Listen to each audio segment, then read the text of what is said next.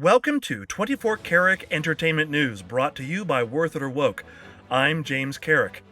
Set to hit theaters this November, Predator Badlands, the seventh film in an almost 40-year-old franchise, has released an official image of its new Predator.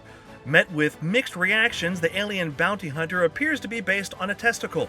I, for one, consider it a bold choice, while others think it's nuts.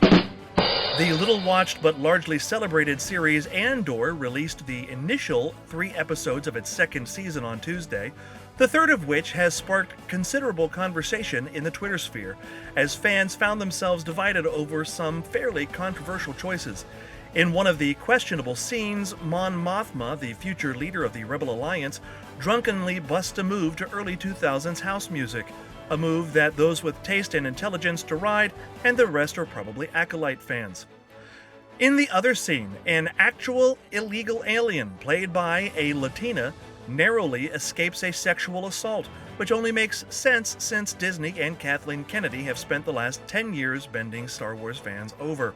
Season 2 of The Last of Us has shaken things up with what some are calling a big twist, but what others, who have watched more than a single episode of anything ever, saw coming like a Bonnie Blue cue.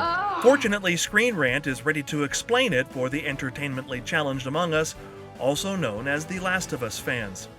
Explain the big twist. What's wrong with you? I say he did. Those who watched the first season were treated to wave after third wave of post-apocalyptic female characters less believable than mushroom zombies, berating Joel for things completely out of his control, as their bad attitudes and unearned superiority sank the one-time tough man ever deeper into an eternal sadness from which he would never escape. Fun. This season, Pascal's character ended his arc in the only way possible. As a miniature pixie who's probably never successfully opened a pickle jar beats an emotionally paralyzed Joel to death.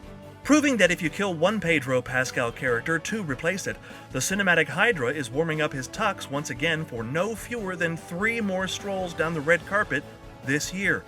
The next of which will be for the upcoming Fantastic Four First Steps, set to release this July. In it, Pascal plays Dr. Reed Richards, the leader of the quirky quartet and the smartest man alive. He's a baby. He's a baby, yum yum. When recently asked about his motivation for the Elastic Mr. Fantastic, the ubiquitous performer generously showed us that stupid never goes out of style when he said, "I thought of the brilliance of an octopus. Not in any literal way, but I put it into my subconscious." I suppose we should be grateful that this is just the old-school type of out-of-touch bloviation from actors that used to be the subject of gags on TV and in movies. At least he's not doubling down on his trans activism. In related news, Pedro Pascal doubled down on his trans activism this week when he said that Harry Potter author J.K. Rowling was displaying, quote, heinous loser behavior for posting a picture of herself smoking a cigarillo on the beach and quoting A-Team leader Hannibal. The billionaireist and vocal feminist was referring to a ruling by the UK Supreme Court that acknowledged reality. The sitting court officially announced that the words woman and sex in their Equality Act do not refer to costume mental patients. The irony of Pascal being a colossal, but not knowing what a is, was lost on him. Like media herpes, the 80s megastar Molly Ringwald has once again flared up on pop culture's crotch. While earning rent money at this year's C2E2 fan convention in Chicago, the almost 60-year-old Salon Ginger told fans at the Don't You Forget About Me, The Breakfast Club 40th Anniversary Reunion panel that she didn't believe the enduring cult classic should be remade.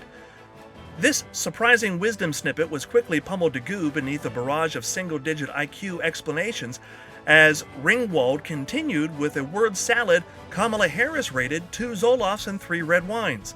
The California native went on to say, "It resonates with people today. I believe in making movies that are inspired by other movies, but build on it and represent what's going on today.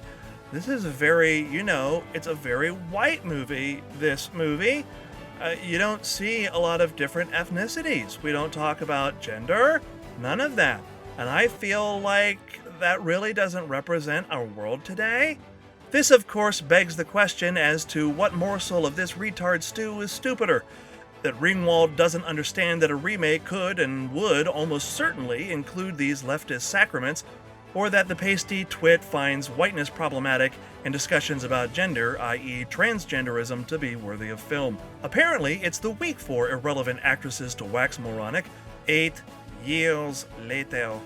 Kelly Marie Tran, who played the justifiably maligned Rose Tico in Rian Johnson's magnum opus, The Last Jedi, continues to wallow in victimhood as she persists to make the receiptless claim that the fans en masse attacked her personally over their hatred for the worse-than-useless character. I actually don't doubt that one or two douchebags got personal and maybe even directed racial and sexist insults her way. But if you can remember back that far, and I know it's tough, and were paying attention, virtually everyone was simply and understandably only unhappy with the character she played. And it's far more likely that the all-but-forgotten actress lacks the intelligence to discern honest criticism from personal attacks. However, while promoting some LGBT propaganda film that no one will watch, Tran told entertainment journalists that she felt like she was being persecuted for her gender and ethnicity, and that she even went to therapy over the comments.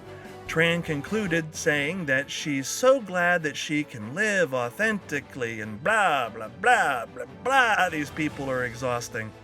Not to be undone, Candice Owens, the one-time conservative firebrand turned rabid anti-Semite and third-rail grifter, said on a recent podcast that space exploration is fake and gay, and said that the history of the Apollo missions was, quote, a cult and satanic. Good stuff from Candice. When asked for comment, girl-powered astronaut and Mensa queen Katy Perry said something brilliant, I'm sure. I feel super connected to love. While on the topic of space explorers and further Fantastic Four news, First Step's Silver Surfer has been making waves.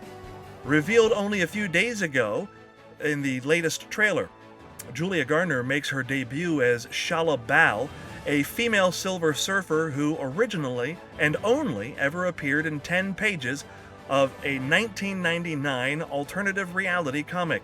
But Hollywood's continuing campaign to foist unwanted female characters onto its audiences aside, what's been lighting up the Twitter sphere is the latest trailer's ghastly special effects. Just take a look at these side-by-side stills of 2007 Silver Surfer and the one from Final Steps, and I think that pretty much says it all. One wonders if the same DEI hiring practices that have ruined so many scripts have begun to show the cracks in the digital effects industry as well, or if this is a simple case of isolated incompetence. Obviously, there's still time for the studio to touch it up. Just look at how fan outrage spurred the Sonic filmmakers into fixing up his devil eyes. Of course, they had the better part of a year to make the needed changes, and First Steps comes out in 3 months, so who can say?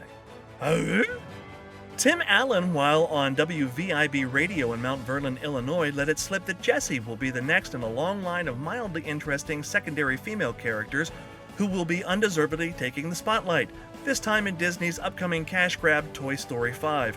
For those who have tried to forget the franchise's last mistake, Toy Story 4 had Woody selfishly giving up on his current child to live happily ever after with blonde plaything turned girl boss Bo Peep. No doubt Disney's current crop of talent will do justice to the once great series. Yeah, if my aunt had nuts, she'd be my uncle. Well said, Don. The one-time wunderkind and apparent love child of Shane Gillis and Al from Home Improvement, Haley Joe Osment was recently arrested at a California ski lodge for public intoxication and possession of a controlled substance. When asked for comment, Osment gave a two-finger salute and made a joke about retards. The arresting officer's body cam footage shows the fading star becoming increasingly belligerent, ending with him calling the officer an anti-Semitic slur. In related news, Candice Owens has become the president of the Haley Joe Osment fan club. It wouldn't be entertainment news without a Snow White update. Rachel Zegler may not have Snow White skin, but her pale horse makes up for it. The box office poisoned apple has done the impossible and killed Disney's upcoming slate of live-action remakes. The House of Mouse has announced that it has halted the production of its soulless creative black holes thanks to the colossal cash suck that was Snow White. The loudmouth Latina's relentless assault on intelligence and good sense leading up to Snow White's release has become Disney's scapegoat for the box office bomb, and while the entitled Screech Owl certainly is not without blame, let us not forget this. Or this. Or this. It's a bit of it confusing, but I have no need for your advice. In fact, I find it quite amusing. Telling me plain nice. Oh, Gal Gadot, at least you're pretty. Fans of Rachel Zegler need not worry. The relative newcomer, with only a handful of credits under her belt, is sure to have a slew of projects in the upcoming section of her IMDb. On the other hand, Walmart's always hiring. Those who visit Worth It or Woke this week can look forward to our reviews of The Legend of Ochi and The Accountant 2. You should definitely read that one. As well as the hundreds of other reviews and articles there, all featuring our trademark Woke Elements section to help you and your family make informed viewing decisions that align with your values. If you enjoyed this video and want to see more, please remember to like, subscribe, and click the notification bell. I'm James Carrick, reminding you that the Oscars suck, the critics are a joke. We'll let you know if it's worth it or woke.